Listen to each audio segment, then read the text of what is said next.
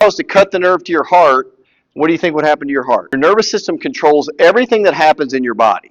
So every time your heart beats, every time you digest food, every time you breathe air in your lungs, every time you wiggle your fingers and toes, your brain is sending messages, electrochemical messages, down your spinal cord and out your nerves into every organ and cell and tissue of your body. Health and healing happens no other way.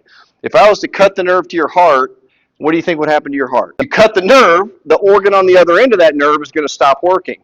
If we take a segment of the spine and let's say shift the vertebrae out of position, say you had a car wreck when you were 16, or you played football, or you had a fall on the ice 2 weeks ago, or something happened to move the vertebrae out of alignment, and instead of cutting the nerve, it's putting pinching pressure on the nerve. What's slowly happening to the heart? Slowly dying. It's not getting the information it needs from the brain to tell it how to function. But what did it do to his body? Yeah, right. Couldn't move his arms and legs. Couldn't breathe. He had to have a respirator to breathe. He had to have a pacemaker to keep his heart beating. They had to push on his bowels to make his bowels move. His immune system shut down. His hair fell out, and he died in 9 years. Now, was that because he didn't have the right nutrition or the right supplements or the right yoga class, or was he not getting the information from his brain to the rest of his body?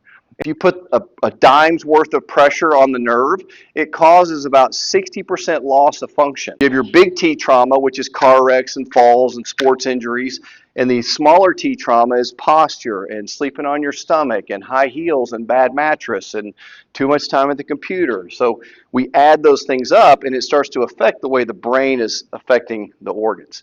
So my job is not to treat your back pain or to treat your heart or your stiffness in your lower back. It's to get the pressure off the nerve so your body's able to heal and repair and control itself the way God designed you to do.